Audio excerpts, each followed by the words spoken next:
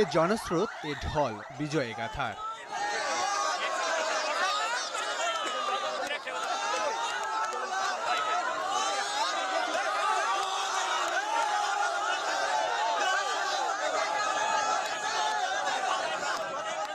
বাঁধভাঙ্গা উল্লাসে পদ্মার বুকে মানুষের জোয়ার নেমেছে।